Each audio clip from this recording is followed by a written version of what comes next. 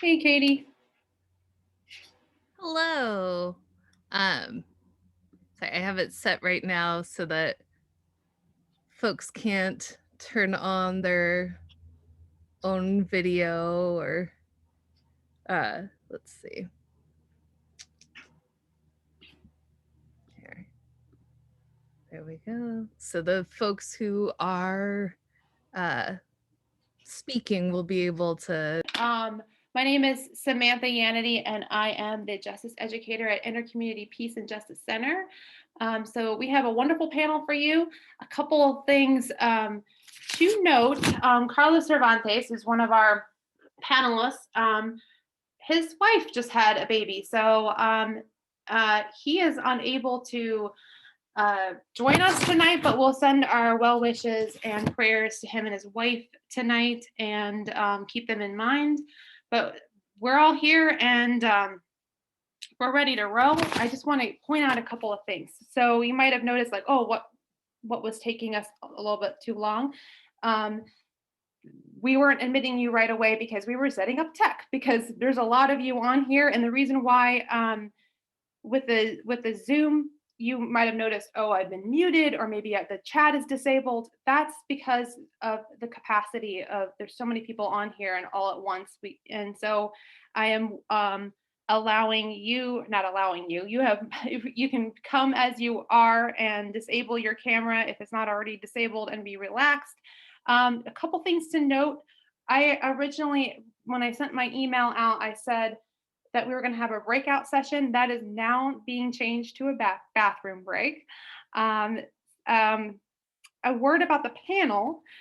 Um, I just want to share, like, how did this all come about? So the idea of this panel came to me while I was simultaneously writing this curriculum for Justice Cafe, which is a young adult program that I run, and also the work that we've been doing with Jesuits West Core.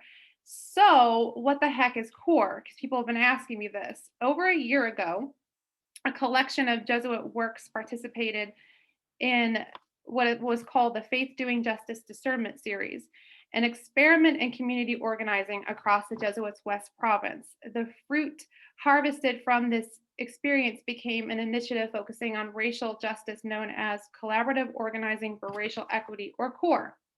Since fall of 2020, a group of parishioners, staff, students, volunteers, and Jesuits at Jesuit Works in the Seattle area have been collaborating to advocate for racial justice and restorative practices.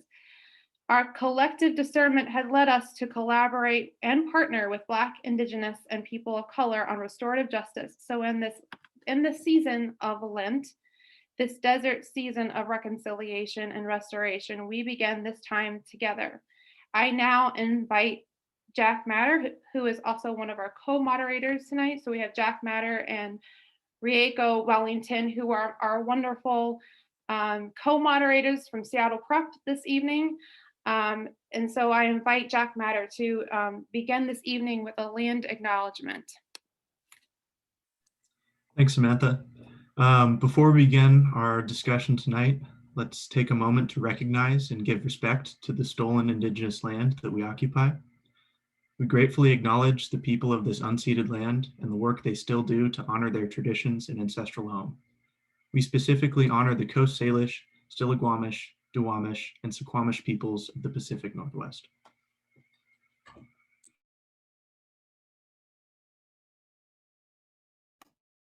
Thank you, Jack. And now to start us off with a opening prayer is Lisa Dennison, who is the Executive Director of the Spiritual Exercises in Everyday Life, Puget Sound. So Lisa, I invite you to gather us in prayer. Thank you very much, and welcome. It's an honor to be here this evening, and I've been asked to offer just a few minutes of reflection and prayer to begin our evening together. In recent conversations with friends and colleagues who are fiercely devoted to the work of racial justice and restorative justice, I've heard several things: an increased sense of being overwhelmed, a sense of greater vulnerability, and the need for rest and recharging. Is that your experience as well? In the work that we do, it's important to acknowledge our need for vulnerability and rest. So let us take a few moments to cross the threshold from all that we have experienced in our very busy day and allow ourselves to fully arrive to this moment. As we prepare to receive the gifts that God wants for us in our evening together, let us begin by acknowledging where we are right now. So, taking a few deep breaths, ground yourself in your own body. Notice how you are sitting and allow yourself to relax. Putting your feet on the floor and perhaps closing your eyes, begin to attend to what the feelings are in your body. Where is there tightness? Is there numbness or pain? Is there a place that releases as you breathe more deeply? And what emotions surface for you? Fatigue, frustration, excitement, fear, grief, hope, determination, despair? Whatever your feelings are, honor and acknowledge them all. I will read a poem by retired minister Steve Garnis Holmes, where he offers this blessing. Imagine God saying this blessing to you, and if you would like, place your hand over your heart to allow it to receive this blessing. And afterwards, there will be a few moments of quiet where we can, in the silence of our hearts, ask for what we need before I offer a final prayer to begin our time together. My child, I see you weary and weighted in the slow catastrophe, carrying the wreckage with you. I know your longing, the loneliness, the empty place. Beloved, you are doing a hard thing. Try to be as kind to yourself as I am. Forgive yourself. Appreciate your resilience. Give thanks for what has sustained you. You are weary, as you ought to be. Give yourself permission to savor what renews you. You are grieving for a horizon that always walks ahead of you, for a touch you can't have. Let yourself mourn. Let the sky hear. The earth knows your song. Be gentle with yourself, beloved. You are doing a hard thing. I am with you. I believe in you. This is my word to you on the long road. We will make it through. We will make it through.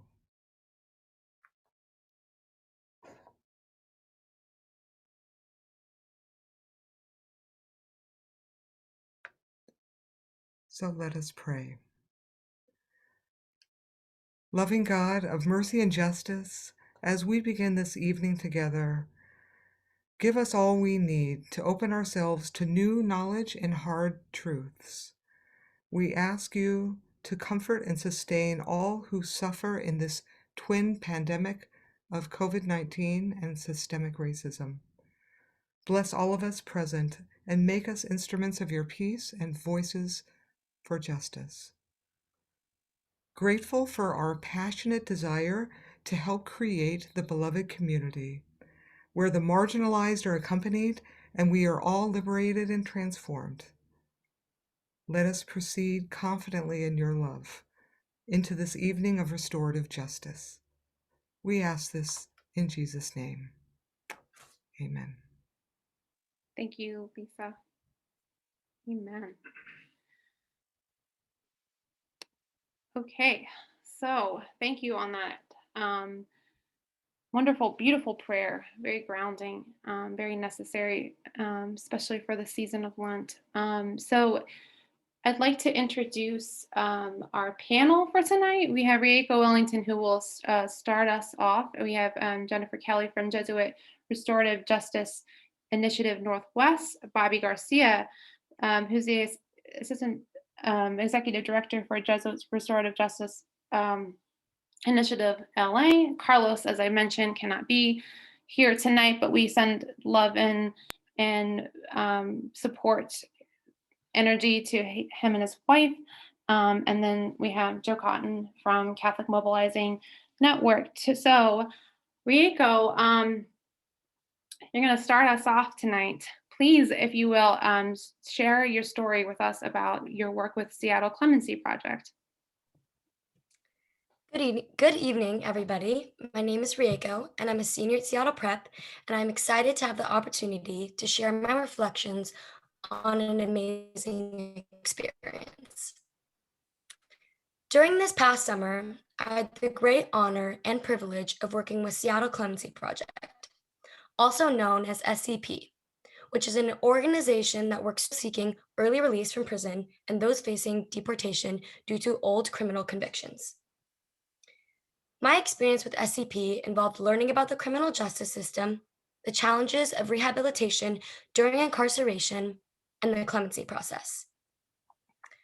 I met and interviewed 3 previously incarcerated men, and through this process, I learned more than I could possibly imagine. I learned that within the justice system, there are few programs in place to help prisoners rehabilitate during incarceration and transition back into society.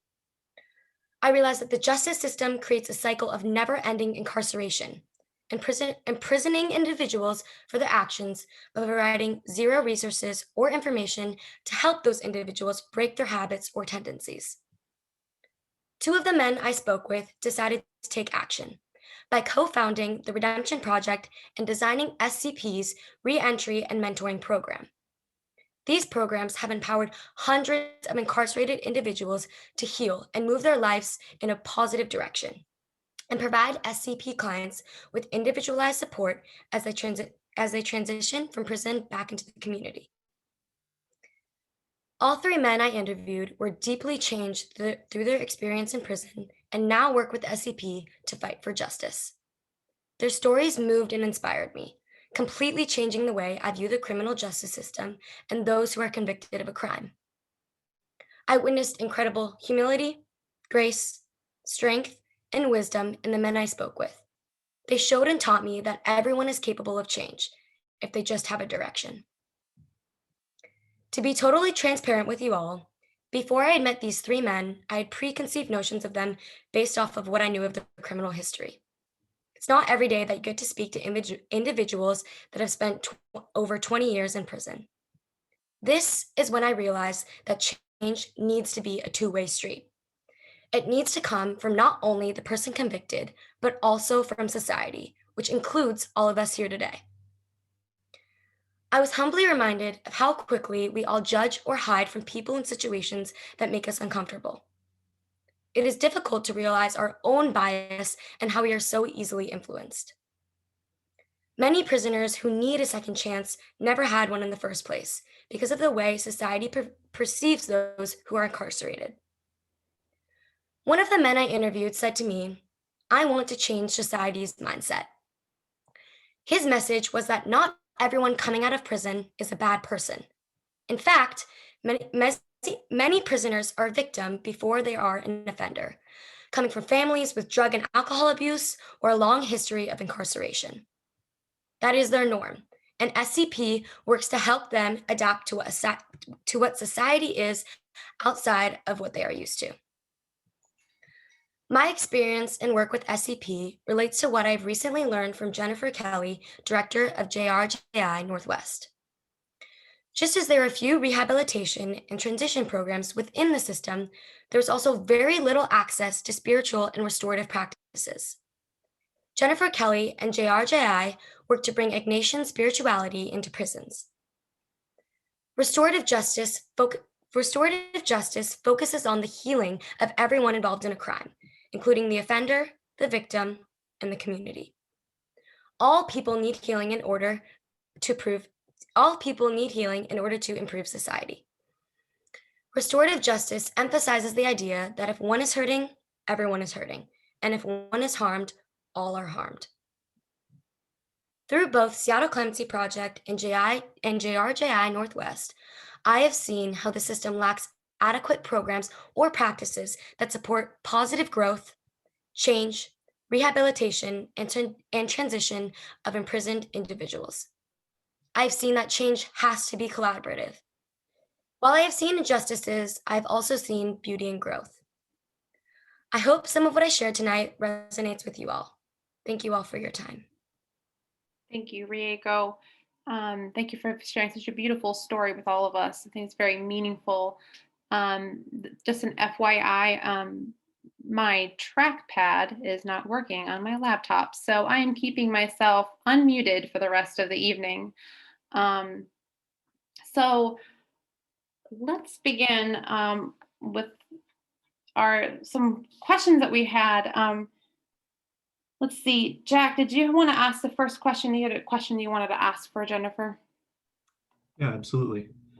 So Jennifer, what exactly is restorative justice? Can you give us a general overview and explain how it plays out in your work with JRJI?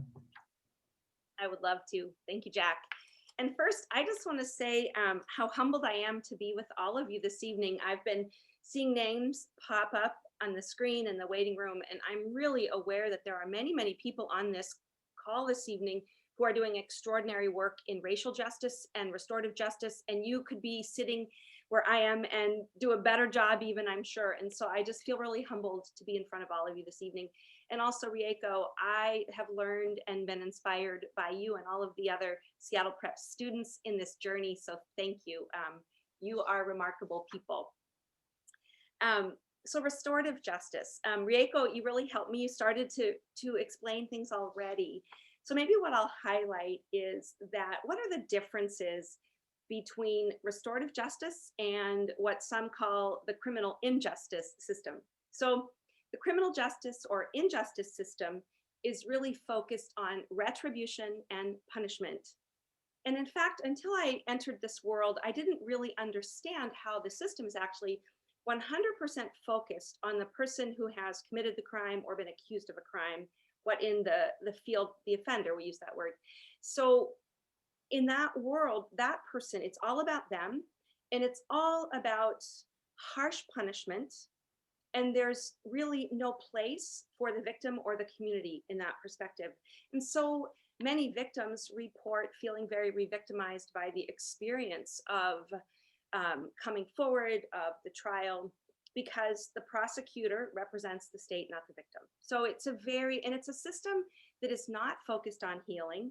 It's not focused on seeing the best in a human being and trying to draw that back out and prepare people to return to society. It's just a punitive, harsh system.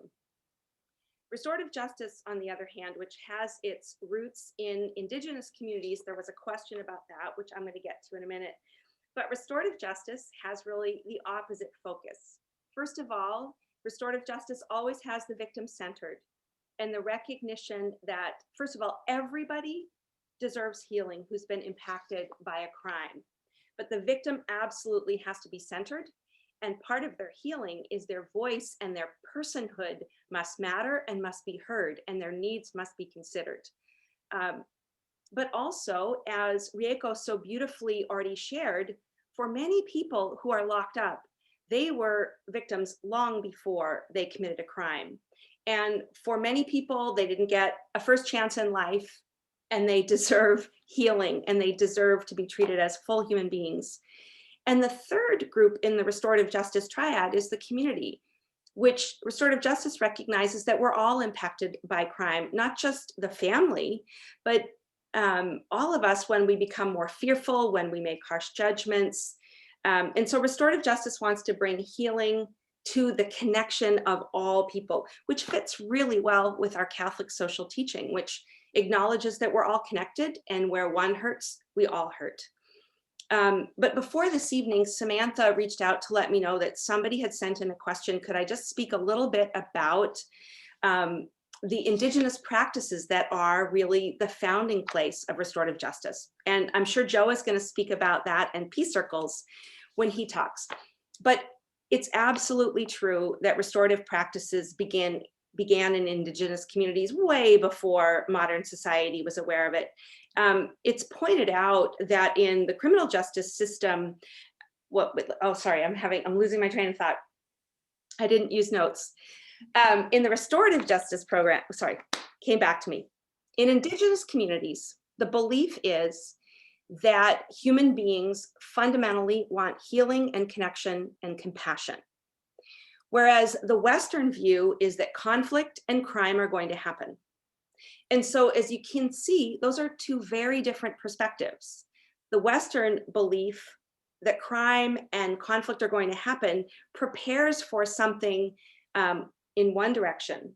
The indigenous belief that people ultimately want compassion and healing and connection prepares for something else. Secondly, about the indigenous restorative practices, it's really important to acknowledge that indigenous communities are not monolithic. So there is no kind of indigenous restorative practice in justice without looking at individual communities. And so in North America, the indigenous practices are most influenced by the First Nation tribes in Canada, as well as the Maori tribes in New Zealand. A man named Rupert Ross wrote a book. He was a prosecutor for the Crown in Canada, and he had interviewed Cree Nation and Ojibwe people about their restorative justice practices, which influenced the Canadian perspective. Modern restorative justice is really a wedding of the indigenous practices and Christianity, specifically a lot Mennonite, but other communities. And a man named Howard Zehr in the 1980s began codifying and writing about restorative justice. And many people are familiar with his works, the Big Book of Restorative Justice, the Little Book of Restorative Justice. So I think that's kind of a thumbnail sketch. And I know the person who asked wanted to know more about indigenous practices. And I think, again, Joe will speak and we might have more time in the end. In terms of JRJI, how we in Seattle bring restorative justice, I want to acknowledge, Bobby will be speaking in a few minutes, that my roots are with JRJI in LA. I'm a singer-songwriter on the side, and a number of years ago, I was invited to bring my bandmates and give a concert at Monroe Correctional Complex, just northeast of Seattle. I was quite surprised by the invitation, and I didn't know what to expect. But while I was there, I met a gentleman named Bill who's been locked up for life. And we were talking and he told me he heard I was involved in Ignatian spirituality. And he revealed that he'd been praying for decades for an Ignatian retreat. And he had gotten a copy of the spiritual exercises of St. Ignatius and had led himself through the exercises 3 times. I went home that night and I said to my husband, I think that a responsibility has been placed on my heart to do something about this. I reached out to a dear friend. I saw his name pop up. I didn't know he was coming, Andrew Carroll, who was working with Father Mike, the founder of JRJI in LA. And I asked if I could go shadow them and see how they were adapting Ignatian spirituality for prison. And that's where it all began for me in 2015, flying once a month to work with JRJI in LA. So now here in the Northwest, we bring Ignatian spirituality and retreats and programming to prisons. And we are just about to start a new program in Kent Regional Justice Center for youth that have just aged into the adult prison population. And we're also involved in advocacy and education, along with the other groups. So that's a little thumbnail sketch of what we do. And Samantha, do I have time to tell my story? Yes, you do. I'll progress my slides. So this is Father Peter, is it Ellie? Am I saying that right? Ely. Ely, okay. So yes, by all means, Jennifer, tell your story. Thank you. You know, restorative justice is so important to talk about in the big picture and the big questions and about restorative justice law and practices. But I think what it boils down to is the reality that every human life is sacred and is inviolably good and beyond, and is not outside of God's redemption. And so I want to share a beautiful story about an experience that happened with my dear friend, Father Peter Ely, and a group of men at Monroe Correctional Facility. A year ago on February 28th, I believe it was a Saturday, we were having an all-day retreat at MCC Father Peter had been a friend for over 30 years, and we worked together in other contexts. And he had decided he wanted to start helping JRJI. So he trained, 81 years old. He did the training to get badged, and he was coming in for the first time that Saturday. And so he joined me in my small group. There were a group of men, and I want to highlight one. I'll call him John. There was a man named John in our small group who was an older prisoner in his 60s, locked up late in life for a nonviolent but serious crime. And he was originally incarcerated in a different facility. He got along really well with his cellmate, and because he was older and frightened, he was thrilled about that. And they shared bread together, and they shared their food from commissary. What he didn't know was that his cellmate had a violent temper and some mental health issues. And so after living with him for a few months and feeling very grateful for their friendship, his cellmate became very violent unexpectedly one day and beat him to within an inch of his life. And he was taken to the hospital with severe head injuries and sustained both head trauma and neurological trauma, and then was transferred to MCC, where we came to know him at JRJI. He, because of his brain damage and his neurological damage, his hands shake like this all the time, and his thought processes are much slower. It takes him time to speak. And he was in our group with Father Peter. And we had a beautiful and powerful day, 2 small groups, and the men went very, very deep. And there were some young men in the small group who had experienced extreme trauma in their homes, great suffering, and they shared a lot about their pain, their suffering, their anger, their healing, and their desire to live really fruitful lives. At the end of the day, we were going around the small group and sharing how the day had been, and Father Peter began to speak. He said, "I have a confession. I didn't want to come today." He said, "I've been experiencing a heart arrhythmia. I was in the hospital in January, and I've been frightened and not feeling well. And last night I said to myself, why did I ever tell Jennifer I would do this?" And he said, "I was even annoyed with Jennifer that I said I would do it. And I thought to myself, I'm not going." And then he said, "But hold on, Peter, just go to bed and sleep on it." And he said, "So I woke up in the morning and I felt better and I decided to come." And then he started to weep and he couldn't speak for a few minutes. And when he got his composure, he said, "You know, I'm a priest and it's been my job to love God my whole life, but I have a confession. I admire all of you, and I don't know if I have your courage because I can't speak about my anger openly the way you have. And it's hard for me to be vulnerable the way you have." And then he just started to weep heavily. And he ended by saying, "I want to be like you. You are my teachers today. And I can't wait to come back. And I can't wait to learn more from you." And he just wept and wept. And John, the gentleman I described, was sitting next to him. And with his hands shaking, he reached out and he placed his hand on Father Peter's shoulder. And he just kept saying, "Oh, bless your heart, Father. Bless your heart. Bless your heart, Father." And what none of us knew was that 2 weeks later on Holy Saturday, Father Peter would collapse while he was out on a walk by himself and would die. And I find myself wondering, was that the last blessing he ever received? Did he receive his blessing from John?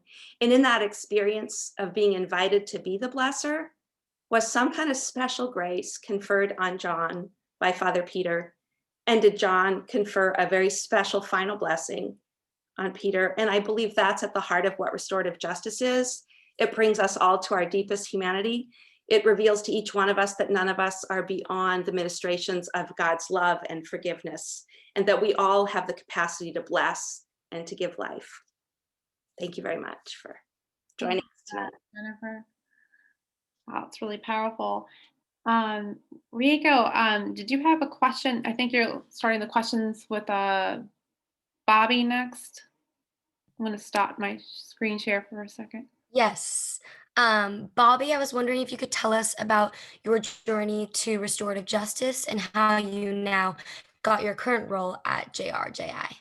Okay, hopefully we have all night because it's a long one. No, but no, I'm glad to be here. It's, what Rico shared and Jennifer shared is very powerful, and just goes into my story about healing, pain, and never having a first chance. My name is Bobby Garcia. I'm the Assistant Executive Director for Jesuit Restorative Justice Initiative. It's part of the Jesuits Rest Province here in LA. But before my role as the Assistant Executive Director, I was once formerly incarcerated as well. So to get into my story, man, this goes back a long time ago. In 1992, I had just turned 16 years of age, and I was arrested for a robbery and a murder. But before all that, I want to highlight that during my upbringing, and when we talk about never having a first chance, you know, I could say me, along with a lot of other people that I know who are still in prison, never had one. At 12 years of age, my dad impregnated another woman. He went to go live with her. He left my mom alone. My mom was a homemaker. She had to get on welfare. She had to get state help. She began drinking, and then she started drinking excessively. And then I lost her, not only physically, but emotionally. So it kind of like detached from there. My dad wasn't there. So you know, I found new relationships with people on the streets, which was the gangs. And they gave me what I thought back then was the support that I needed to continue on. So I did everything I could to fit in. And it included committing crimes, vandalism, stealing, and stuff like that, just to be a part of it. So in 1992, I just turned 16. You know, I went along with some other people to rob some gang members. One of my co-defendants ended up stabbing one of the gang members one time, and he died. I was arrested subsequently, and I was told, since I was a part of a robbery, I was facing special circumstance murder, which if I was 18 years old, I'd be facing the death penalty. But because I was under the age of 18, I would be serving a sentence of life without the possibility of parole. At 16 years old, I couldn't fathom being placed in jail for first-degree murder, because first-degree murder at that time, or still means premeditated murder. But because of the felony murder rule, it excludes that.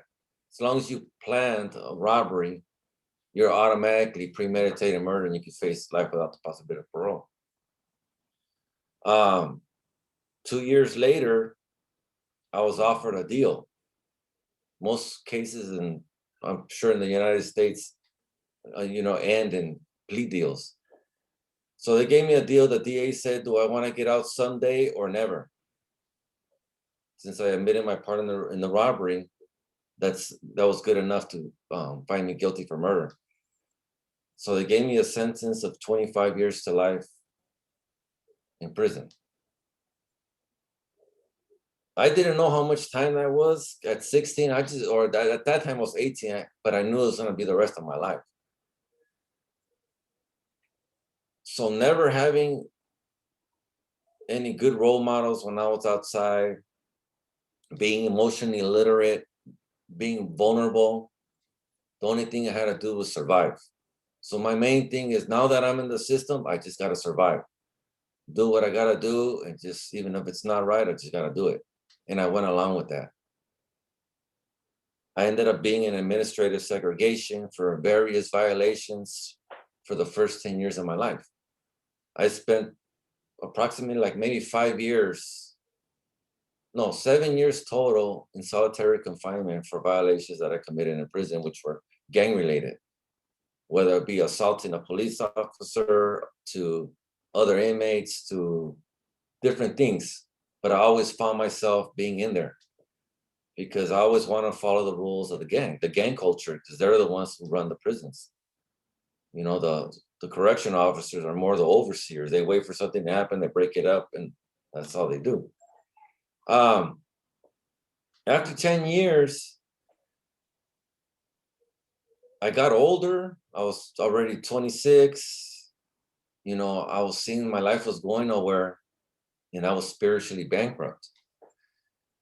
I needed to find some type of meaning for my life, because I didn't have no meaning. My whole meaning was just surviving, and surviving is not living.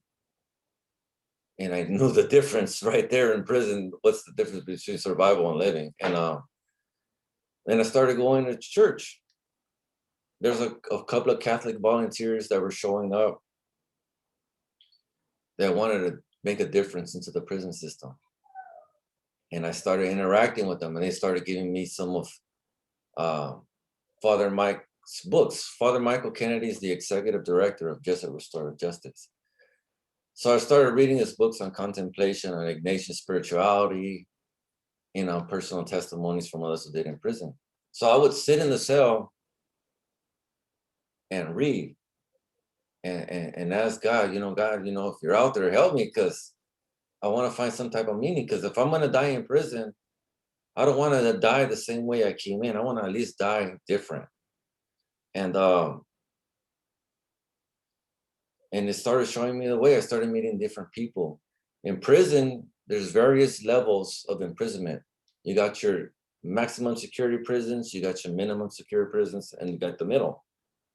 Because of all my unruly behavior, I was always in maximum security prisons.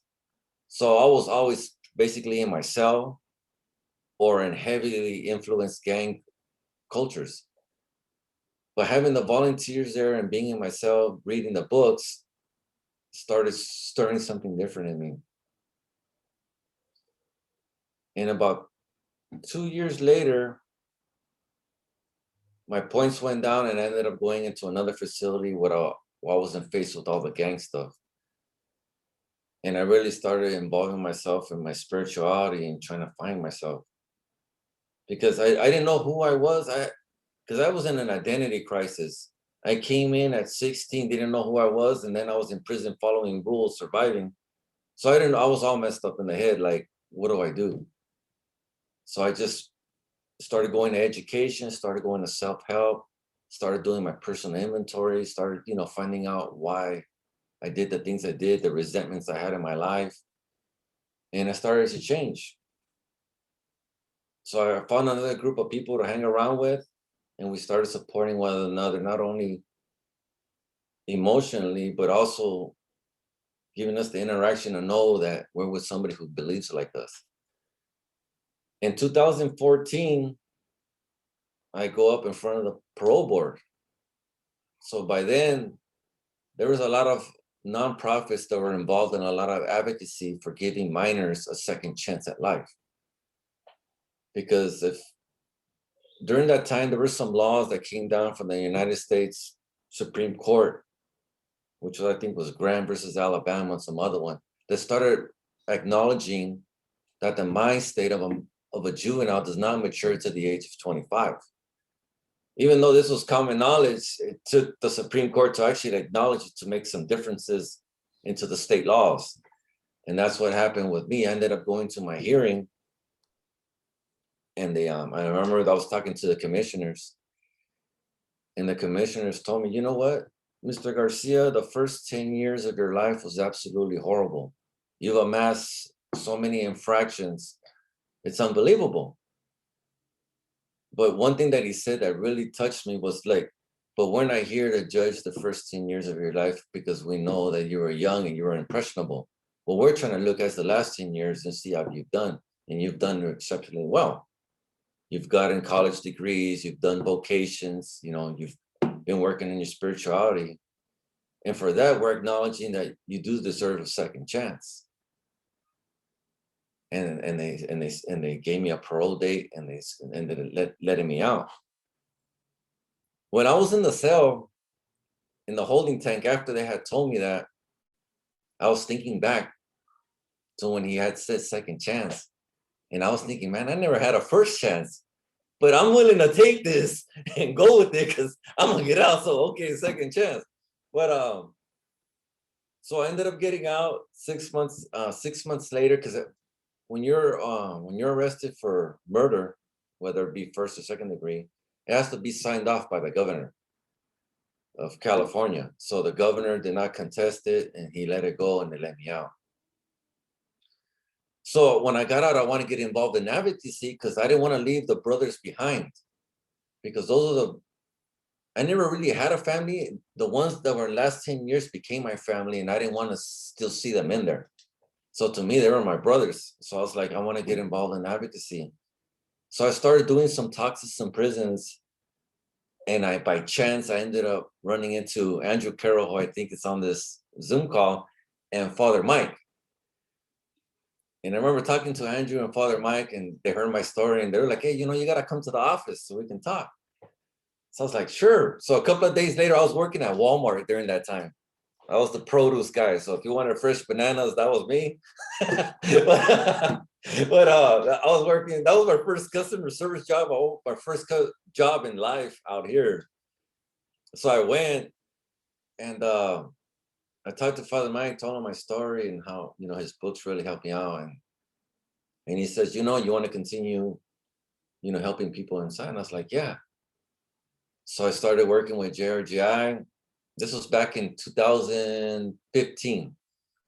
And we started working in the juvenile halls. I was sharing my personal testimony to all the kids, telling them, look, I remember sitting in those seats that you're in, but you can change and you can get out. So I started running my story. And then I got involved in advocacy, going to the state capitol. The last bill that I was involved in dealt directly with the crime that I was arrested for, which was felony murder. So I got involved in this because it affected me. So they used my case and somebody else to help change that law in California. So I remember going for 2 years to the state capitol, talking to senators, assemblymen, and sharing my story. And after 2 years, they passed a law that ended the felony murder rule that gives people who are not a part of the murder just to be charged for the crime they did commit. And it was a long process. This is an archaic law that goes back, I guess, to England and in Europe somewhere. But there's still challenges going on with the DA's office, but we've already made some strides and people have been coming home after maybe like 30 years. I had a cellmate that I was celled with and he did 30 and he got out. And now he has his wife, has his daughter, and he's living his life. And he was just a driver in a robbery. And so that's a little bit about that. So I got involved also with helping families. So what we do in JRGI is we provide, so now a little bit of what we do. So now what we do in JRGI, which is short because, saying the whole thing is long. So what we do in JRGI is we give retreats to men and women in the California state prisons. We're doing the juvenile halls as well. We do family retreats because the families are victims as well. We do education. We educate the men and women inside and along as the families. And then we get along. And then we also do the advocacy work. Father Mike has been doing this since forever. And I'm only new at this, so I'm just learning from him as we go. But I don't want to take too much of the time, but that's a little bit about me and my story. Thank you. Wow, Bobby, it's like a hard act for Joe to follow.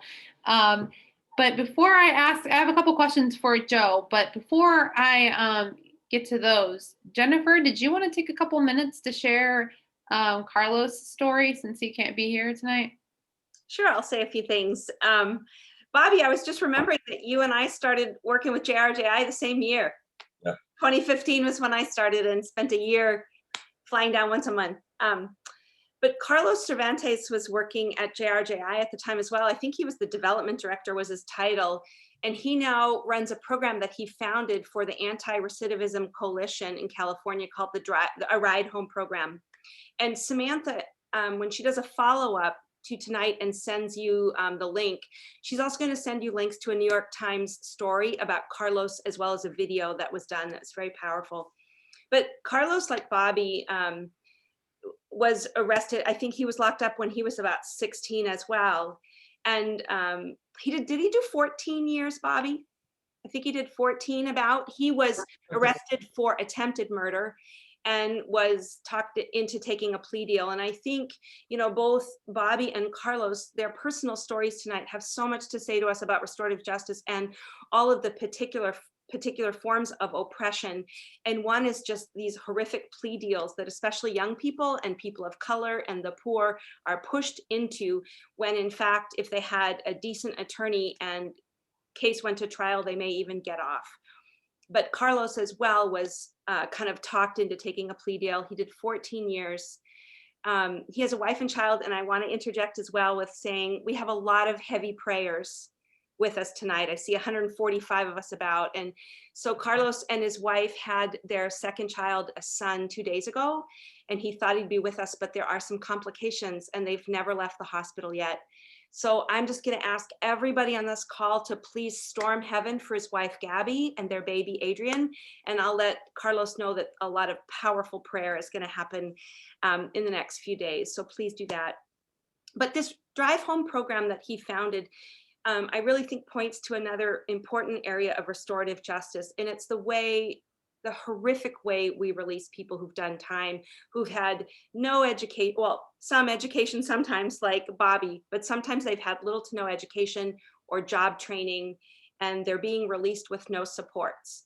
And so, for example, when people are released, if you've never heard the term gate money refers to the amount of money a person receives when they're let out. And for some, and for example, in California, the gate money is about $200, and people may be getting out in the middle of the desert where one of the maximum security prisons exists. Here in Washington State, gate money is actually two, not credit cards, but gift cards, 2 gift cards. I forget where they're for, something like, one might be a grocery store, one might be Walmart or something, and $40. If you can imagine, it comes to just under $200, like it all totals to about $198. So imagine being released in the middle of nowhere, sometimes at some ungodly hour with nobody to pick you up. And this was something that moved Carlos profoundly. And so like Bobby, he feels really called to continue to support his brothers and sisters. And so he began gathering resources and showing up at the gate, sometimes at 4 or 5 in the morning, to pick up a brother or a sister who was being released and had no one there to greet them.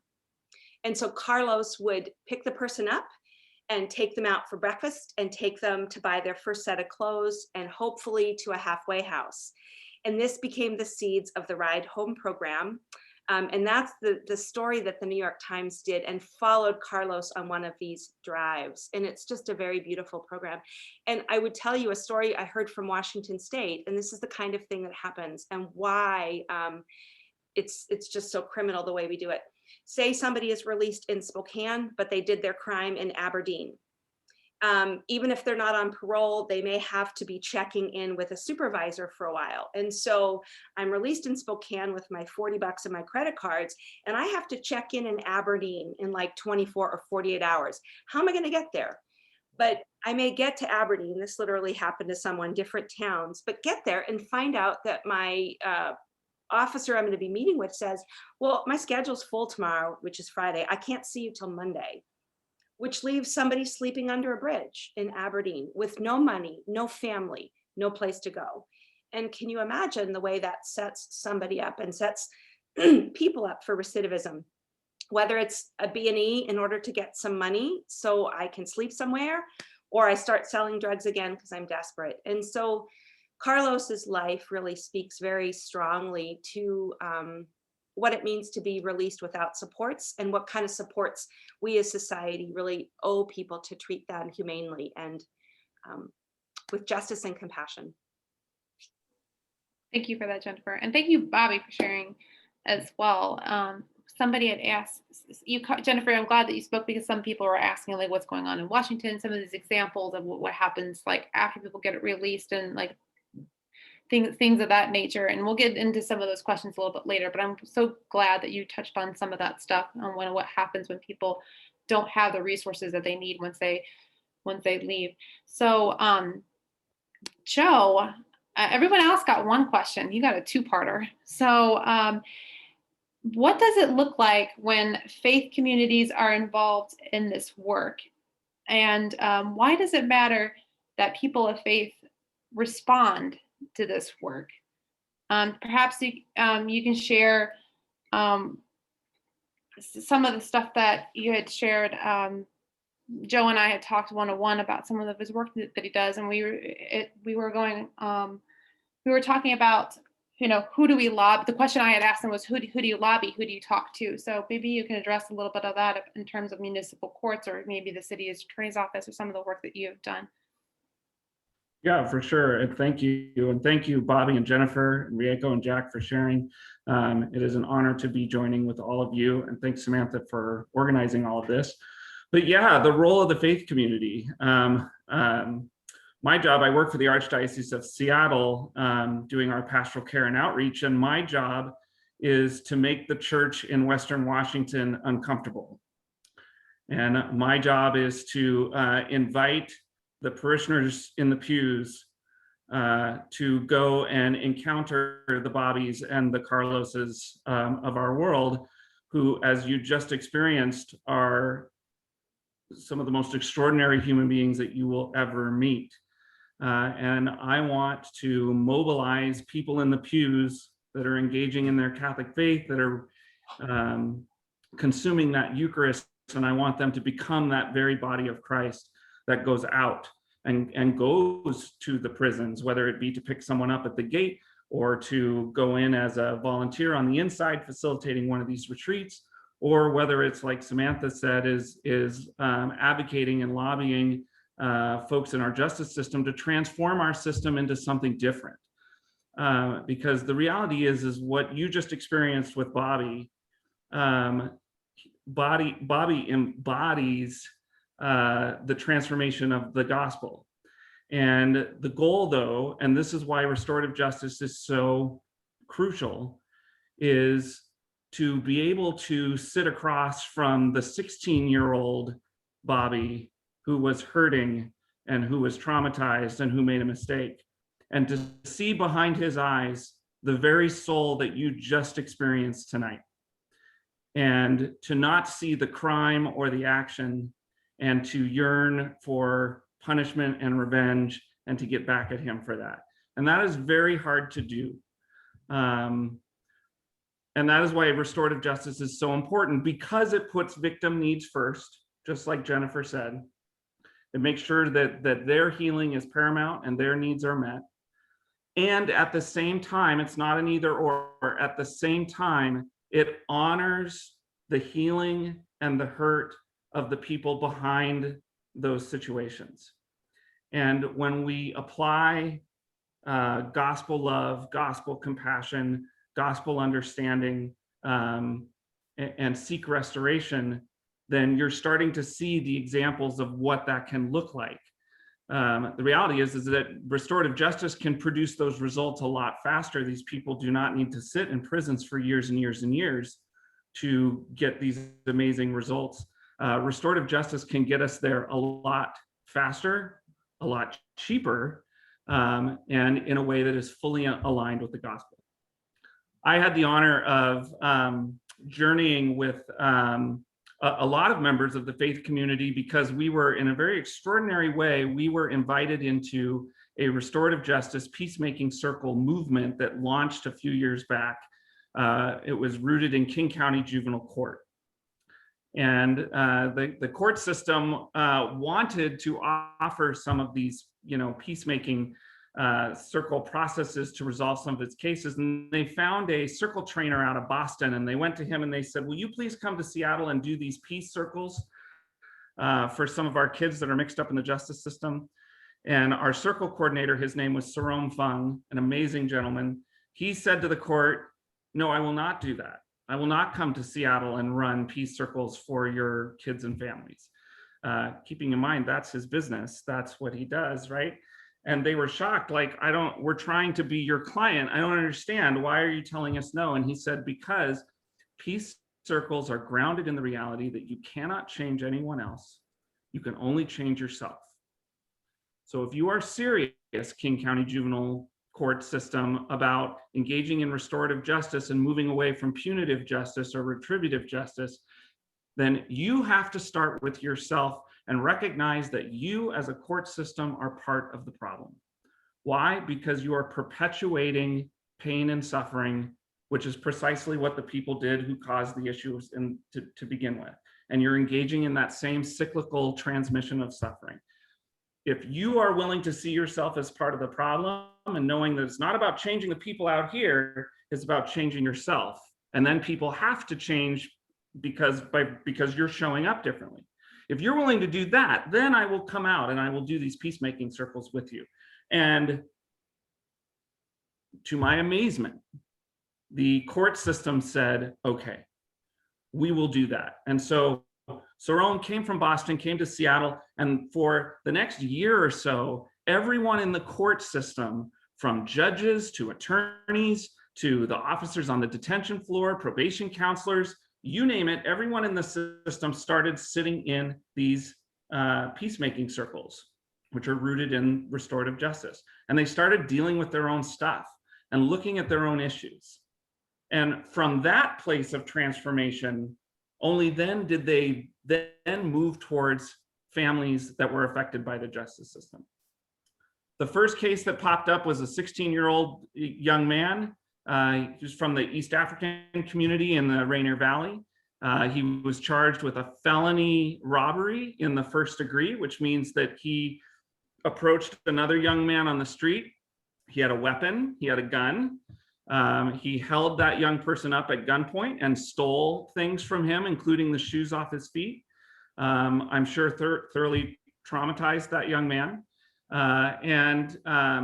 Had he been convicted in the traditional court process and justice system that we have, he was looking at 2 years in juvenile prison, which would cost you and me, the taxpayer, hundreds of thousands of dollars to send him to juvenile prison for a couple of years.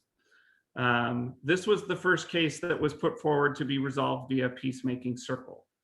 Now, the particular model that we were using came to us from the Tagish Tlingit First Nation people of the Yukon territories.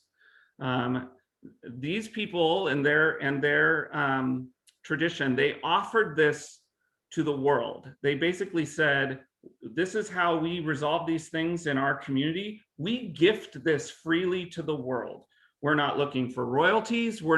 This is our free gift. We give this to the world because we think if the world did this, the world would look better. And I agree. And the church agrees. And at that time, the juvenile court agreed. And so that was the model that we were going to use, which means, and again, we always start with the victim. So the victim was given, first of all, it all comes down to the victim as to whether or not the case can even be resolved in this way. And then, of course, it's up to the victim. Does the victim need their own healing circles on their own? Do they want to sit in the circle with the person that harmed them? It's all about addressing the victim needs first. In this case, the victim said, you know what, I'm good. I'm taking care of my needs with my family. I give full permission for this case to be resolved in this alternative way. I want nothing bad to come to this guy that robbed me. I wish him all the best. I want him to have this opportunity to heal and to get better. And he gave his permission to go forward. So then the circle process gathered together people in his community. We met in the Rainier Valley. So we were right there in his neighborhood. We invited people from the local community, people from the faith community. There was someone from the victim advocate's office to represent the position of the victim in the circle, even though the victim chose not to be there himself.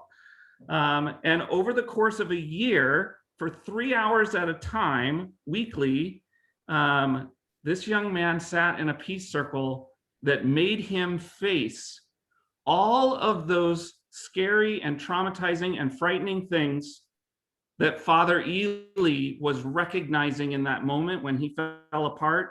He was recognizing that people in these situations face those things in a way that a lot of us don't have to. And they do it courageously and vulnerably. And this young man was sitting in a peacemaking circle that's designed to do exactly that.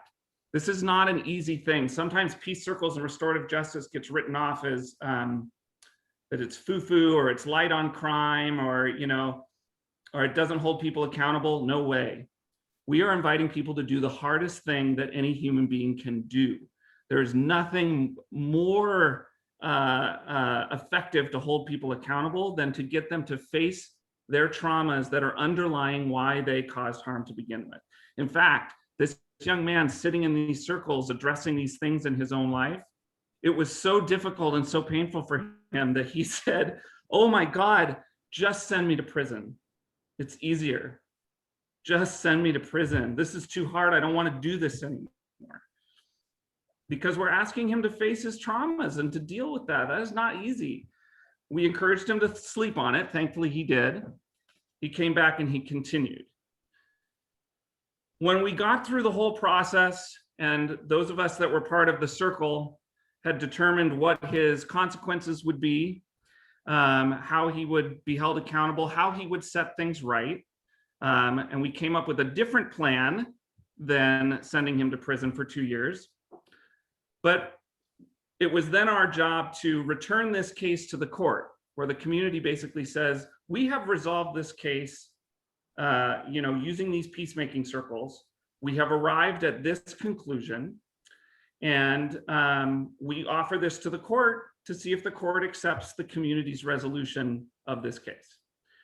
Now, we were asked at that time that we wanted to invite the community to show up for that final hearing, mostly to demonstrate that the community as a whole really does want something new, that we don't want to keep doing what we've always been doing, that we don't want to keep transmitting harm, that we don't want to make people disposable human beings and throw them away in human garbage cans that we call prison.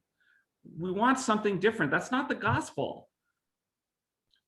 So I put out the APB to the faith community saying, come and bear witness to this final case or this resolution to show support for peacemaking circles. And here's where the faith community becomes exceptionally powerful, because hundreds and hundreds of people, the vast majority of the people coming from the faith community, and not just the Catholic faith community, but multiple denominations of the Protestant faith community, the Muslim community, the Jewish community, but people of faith showed up by the hundreds.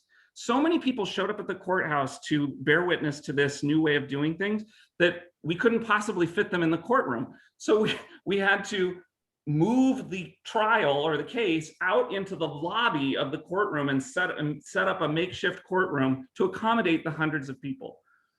The faith community showed up that day and said, we want something different, something better. We're tired of transmitting harm. Now, Ramon, the young man who he accepted his consequences as we gave them to him. We assigned him an enormous amount of community service, which he ended up doing by facilitating more of these peacemaking circles for his peers. We put him on probation for a year because we wanted eyes on to make sure that really the transformation that we saw happen for him in circles was real.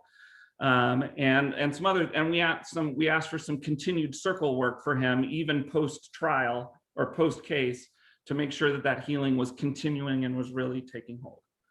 Ramon went on, he was not on track to graduate when we found him. Ramon went on to graduate from high school. He was enrolled in one of the Seattle colleges. He got a job that he would not have been able to hold had he had a felony conviction on his record. So not having that by virtue of peace circles, he had that stability and he didn't have that weight put around his neck. And he became, in about a year, the extraordinary human being who he always was, but that was hidden behind years of pain and trauma that he was transmitting, that he needed a system or a structure to be able to transform that into the beauty and goodness that you see in Carlos, that you see in Bobby. And it happened. And it was so incredible because several months after that, he bumped into his victim on accident. He walked into a Chick-fil-A and his victim took his order. And he didn't immediately recognize the person. The victim knew exactly who it was standing across from him. And the victim ventured to him like, hey, we know each other. And Ramon was completely moved. He devolved into deep, like, you have no idea, you saved my life. Like, I cannot thank you for what you're giving permission for me to do that. These two young, the victim came around the counter and the two of these young men fell into a hug. That's the kingdom of God. That's what restorative justice produces. That's why this is so important. The very next case we took, it was a gang member in the local community. Very similar process, worked through all this stuff in multiple circles. The judge in that case at the final sentencing, who was skeptical of this process, by the way, the judge said, I've been sitting on this bench for 20 years. I've seen people come across, for years and years. I have never, the transformation that I have seen in you through this process, I have never seen in any other case that I have presided over. And I wonder if it might be okay if I step off this bench and give you a hug. And I watched this tattooed gang kid not quite know what to do with that, but say, yeah, that would be fine. And the judge got down off the bench, pulled this kid into a big bear hug. And I'm sitting in the back of the courtroom going, that is the kingdom of God. That is what love and compassion and transformation, that is what the gospel looks like, sounds like. And restorative justice was the tool, the structure that allowed that to burst into being in the here and the now. So what can parishes do? My job is to make people uncomfortable and to send them into the jails and the prisons when we're allowed. COVID is keeping us out for the time being, but to encounter people and to volunteer in the programs like Jennifer is running, like Carlos is running. Get uncomfortable until you're comfortable in those spaces and meeting those people and hearing those stories. And then from that place, we need to make noise. My whole job when getting all those people of faith to show up at that hearing was for the faith community to make noise and put pressure on these systems to say, no more, enough, we want something new. So all of you on this call can do that. We can be calling our court systems and saying, what restorative justice practices are you offering? How can we, if we're not offering anything, we want to see that changed. We want to do that. And the greatest thing is that once courts systems decide to do that, the faith community can be activated to help. We can train people in the pews on how to do circles. We can activate them to populate circles to resolve cases in these different ways. We did it before, and I'm sitting in my office waiting for another jurisdiction to call me and to say, I need the faith community to come out and to do this. So get out there and make the noise, ask people for this. Don't settle for status quo, write the letters, make the calls, put the pressure on these systems and tell them to come to our faith communities because we will help if they'll do their part. Thanks, Joe. Thanks for firing us up. Yeah. I was going to give you all a bathroom break, but I don't think I can. So on that note, because 3/4 of you, I got about 15 pages of questions from every registrant. So thank you for your passion about this subject. And on that note, I have a call to action for everyone on this call. And I'm going to send this out also to all the registrants as a follow-up when I send out all this other material. What I'm going to do now is I'm going to drop an action alert into the chat. You can click on that right here now on the call. I feel like I'm doing that for a low price of $19.99. You too can act now. But you too can act for justice and use that momentum that Joe just laid out and put that faith into action. So I'll be doing that in 3.5 seconds.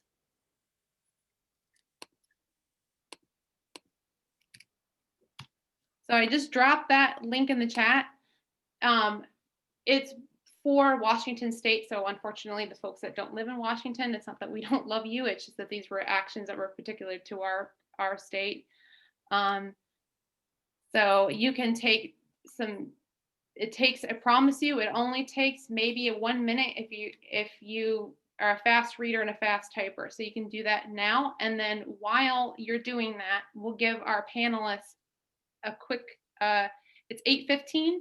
We'll give you guys 2 minutes to get some water and before we move on to the Q&A? Okay.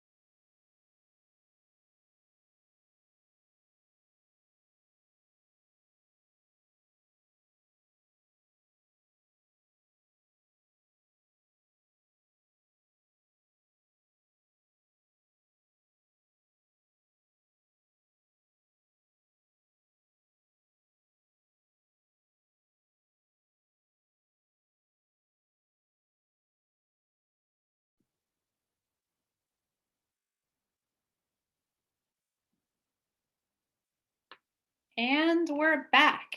Okay, I hope you guys were able to do the action alert, go Washington State. So as I said before our little mini break, we got a ton of questions and we'll try our best to go through these questions. We might not get to them all. We have only about 10 minutes left until we wind up the night, and I still have to thank a bunch of you guys. So got to make room for some gratitude and our final prayer. We do have it looks like we have a question real quick from Aaron Oliver. Do you have a quick question?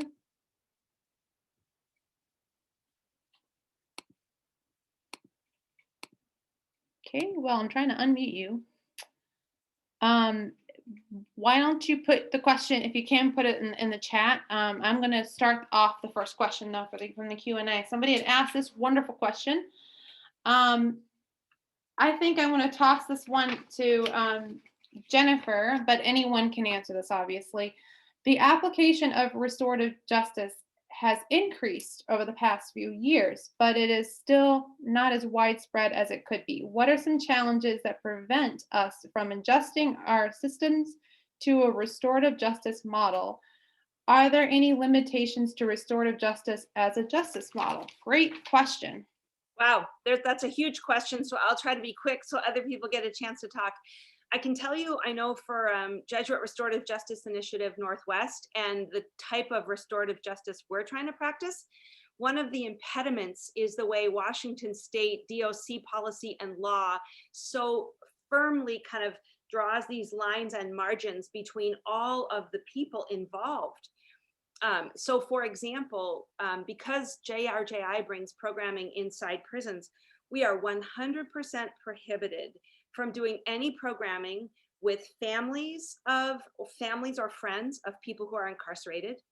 Also, when someone is released from prison, I cannot have contact with them for a full 3 years. There's a gentleman that my own parish is supporting who was released from prison a few months ago. I can't even meet him. If I were found by the system to have had any contact with someone recently released or with family members, our program would be kicked out. So I've already spoken with people in Olympia and tried to say, like, we really need an exception to policy if we're really going to do restorative justice practices. The way, for example, Bobby referenced, the retreats for families and friends are hugely impactful for people really bringing the practices together of those inside and their family preparing for reentry. So that's one limitation. There's many others, maybe other people will speak to them. I do want to mention, because it may not come back to me, but we have several bills that we've been trying to move through the legislature in this session, and there's been a devastating blow yesterday that I want to mention right here and now, so everybody on this call will commit for the coming year. But there was a Senate Bill 5120 that was codifying a requirement that judges would have to consider youth at the time of sentencing when there was resentencing involved, and it didn't make it to the floor. It got hung up, and now it's gone for a full year. And we look at somebody like Bobby that got out because of reform around youth sentencing. And now we know that in our state, which already doesn't have parole, we are one of only 14 states that doesn't have parole. We have a crushing system. And now we have, this bill did not make it to the floor, which would have been hugely impactful for restorative justice. And so that's the other impact, Samantha, is when the public does not realize the importance of our political action and our education to move the needle around restorative practices. And so we need everybody to spread the word, to educate yourself about the reform bills, and to keep Senate Bill 5120 in your heart and in your mind, so that next year we have a massive response and we get the job done. So I'll turn it over to other people. I have a quick follow-up, Jennifer. 5120, that was the youth sentencing bill, correct? Yeah, it was meant to require judges to consider youth at the time of crime in sentencing and resentencing, and it didn't. So they won't be tried as adults, correct? Is that what? I think it's a resentencing bill. I think it's because the laws have already changed now around new sentences. Am I correct, Joe? But this is a resentencing. So it was going to require judges who were looking at resentencing, they had to consider youth at the time of the crime. And right now they don't. And so we do have a big win today, though. The Washington State Supreme Court today overturned the automatic life without parole sentences given to men for murders committed when they were 19 and 20. So taking into account brain development issues, and I think we're the first in the state to do that. So huge win today, so we can celebrate that, but there is so much more work yet to be done. And that involved a lot of public action, didn't it, Joe? And I think to show the win and the loss shows the importance of our participation. Excellent, thanks, Jennifer. Rieko, did you want to ask the next question, please? Yes, I think this question is open to everyone, but somebody asked, what life skills are former inmates missing most when they leave prison?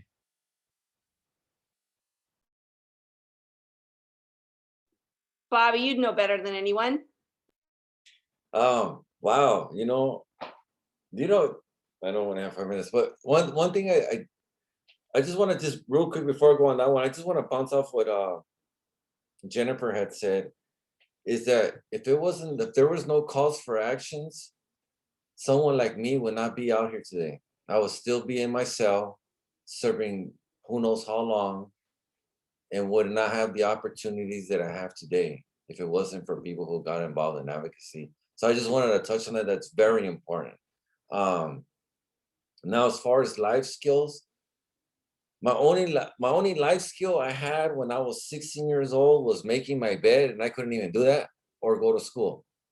So I didn't have no life skills. What helped in California for me was they put me in a transitional home that helped me go get my ID, my social security, how to develop a resume, how to prepare for an interview, things that I've never done before. They were in California, they were training me to do that because I didn't know how. And then I needed life skills. How do I interact with people in the community when all I did was interact with people in prison? It's two different sets of people. So, just like in my story, it shows you I was lacking a lot, and I don't know how it is in Washington, but I was pretty fortunate that I was thrown in a transitional home to help me. So I can just mention that's my little insight on that. Hey, Bobby, I picked you, by the way, not because you weren't skilled, but because you're inside. And I want to say that you've been one of my greatest teachers.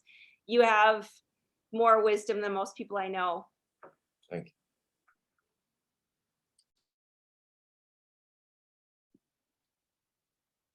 Jack, do you want to take the next one? Yeah. So another open question. How can restorative justice be a practice that the church uses in a larger scale when BIPOC people have been rejected, ignored, or undervalued in some parishes?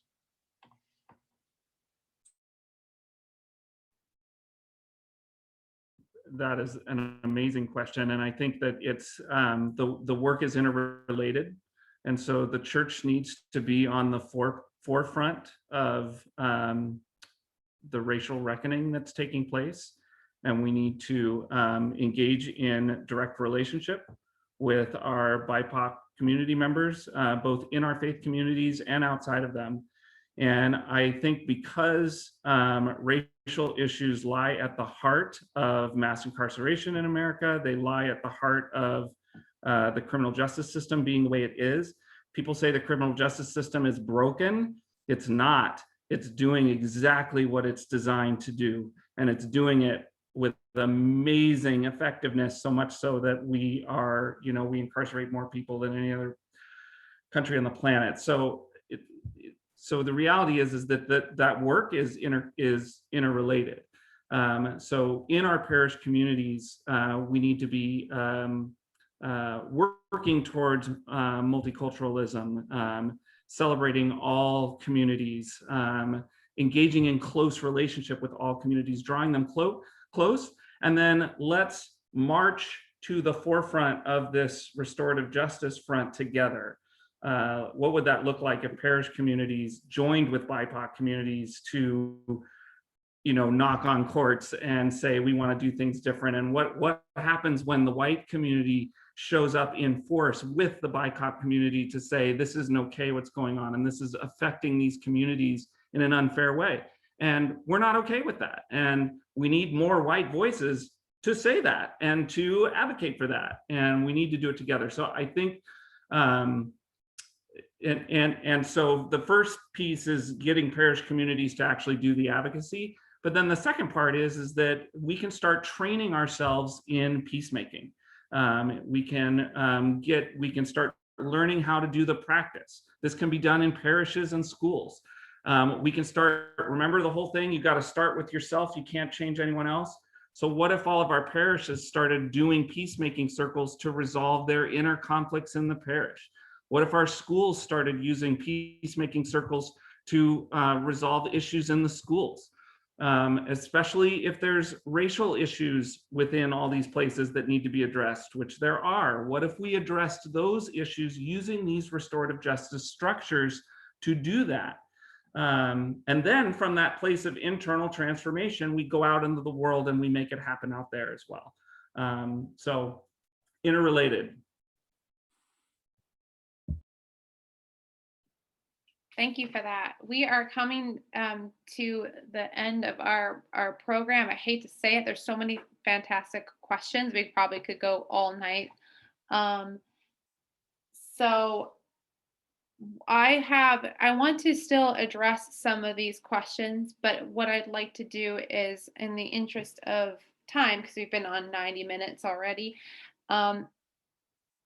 what I can do is I can submit some of these, if the panelists are okay with this, submit some of these questions. Some of them are on income inequality, on developing skills, what people can do. If I can submit some of these questions to you, and then you could probably respond, and we could formulate some kind of resource page. Would that be helpful for folks to answer some of these questions? I want to give the panelists a chance, if you had any final, some final words that you want to say, and then if nothing, and if not, then I'll have some words of thanks, and then Jack is going to close us out with prayer after that. So panelists, do you have any final words that you'd like to share? Any thoughts?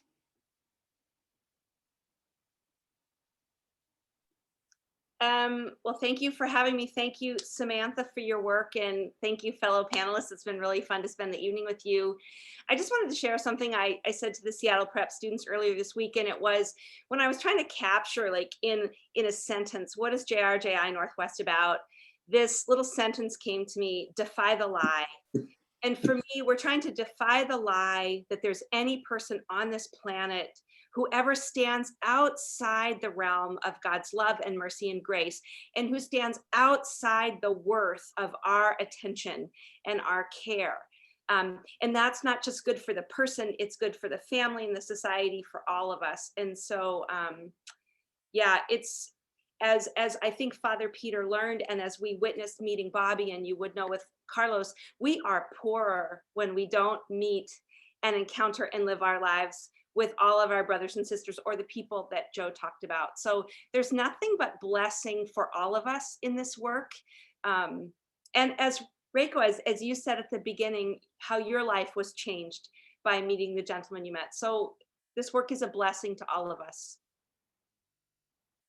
Thank you, Jennifer. Anyone else? Bobby, I think you are speaking, but you look like you're on mute. Just noticed that. No, I would just like to say that I appreciate being on this panel. What I did want to highlight is, and I think it was mentioned a few times, is that in order for me to have recognized the harm that I have done to others, I had to learn how to heal myself. You know, there's the old cliche, hurt people. And a lot of my anger was turned out to others, because it was easy just to let out anger instead of dealing with it, because I didn't know how to deal with pain. I didn't know how to deal with loneliness, abandonment, neglect. I didn't know how to deal with those things. So it was easy to get involved with gangs and groups that deal with anger. It was in that healing process. It was in using Ignatian spirituality, meditations, the readings of Saint Ignatius. Those are the things that brought me the healing that I needed in my life, to not do the same things I did, and to help others not do the same things they did. And because of that, I've been fortunate and blessed to be a part of a lot of other people's recovery and a lot of people's healing that are now out on the streets. So what I've learned and what I've taken from inside, I'm now applying the same things to giving the tools to the men inside, the men and women.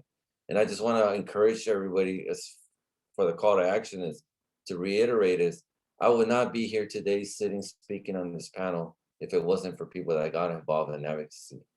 And I just encourage you to keep doing it, especially in the state of Washington with no parole. There should be parole. And I thank you.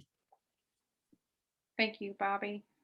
And thank you all. Let's give a digital round of applause for our wonderful panelists, Jennifer, Bobby, Joe, and then my co-moderators, rock stars, Rico and Jack. Thank you so much. Throw up those emojis if you can. I would also like to thank some folks myself. So we have 10 wonderful sponsors of this event. I also, thank you, Lisa, again, for your wonderful, beautiful grounding prayer that you started us off with. So for Jesuits West Corps, especially Katie Orphan tonight, who is handling this massive Zoom call, thank you so much. For Annie Fox, our province organizer, among many, many things. For Vince Herbert Holt, who co-organizes with us, with me, with the Seattle region. Vince, along with Annie, they do a ton of work behind the scenes for our region and for the province. So I want to throw that out. For JRJI Northwest, for Ignatian Spirituality Center, Spirituality Center, for the Ignatian Spirituality Project, for Seattle U, for Catholic Mobilizing Network, for Spiritual Exercises in Everyday Life, Puget Sound, for the lovely folks at Seattle Prep, and especially for Rachel Ford, who connected me with your wonderful class, and for more folks at IPJC. I want to point this out, that Jesuits West is one of our sponsoring communities, but we also have 23 other religious organizations, all of whom, many of whom are on this call tonight, but all of them are women religious who have been the forerunners of justice in the church, especially in this particular movement. So thank you. And this also coincides with Catholic Sisters Week. So thank you to all the sisters as well, who have been forging the path of justice in the Catholic Church. So I thank you for your prophetic voice. I also want to thank my co-workers for joining me with all of this. To Sister Judy Byron, our Associate Director, who is the first person to encourage this idea, for Will Rutt, our Director, for his insight and support, for Sheila Edwards, who did this wonderful graphic design, not this slide.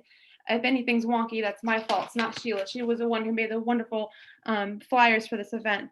For Neat Gurmai, who handled the registration, and for Giselle Carcoma, who helped promote within her community. I also want to thank people who helped with some of the ideas around this. Our Young Adult Advisory Committee for the Justice Cafes, which is Crystal Cordona, who asked that fantastic question about BIPOC and the church. Erin Walsh, Andrea Mendoza, and Lauren Pusich. So thank you guys. Also for my own faith home and Jennifer's faith home, St. Joseph's Parish, especially Steve Wozanowski, for his support and involvement in CORE. He's been involved, and he and I are, I think, on like 4 committees. And for our young adult ministry at St. Joe's and the Racial Justice Book Club and Anti-Racism Committee, thank you for your work on justice and joining me as a partner for justice. There's so many more people I could probably thank, but that would probably take all night. But thank you all for being here. We wouldn't have a panel if we didn't have all of you and the passion that you have for the work that we do. I wouldn't have a job if I didn't have people that were involved in justice work and caring about this. So thank you all for being here. And now I'd like to take it over to Jack one last time to close us out in prayer. Just keeping in mind everyone's time, I'll try to be as brief as I can with this. But as we kind of come to a close tonight, I'd like to direct everyone's thoughts inward. For our closing prayer, I'd like to follow the format of an Ignatian Examen. Just use this time to reflect on what we've learned, what we still have to learn, and what we can do with the information and personal experiences that we've received this evening. So let us begin. What did I learn this evening?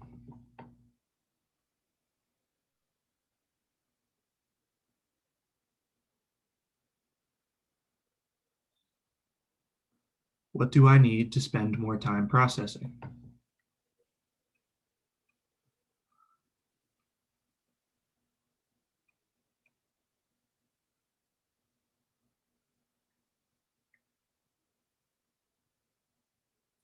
How can I begin to confront injustice in my own life?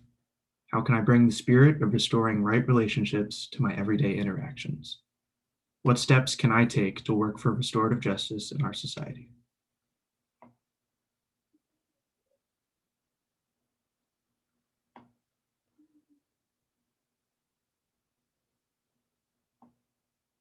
Finally, I ask for the grace I need to continue to reflect on these questions and commit to a more just and equitable future in which all communities and individuals are treated with dignity and compassion. Amen.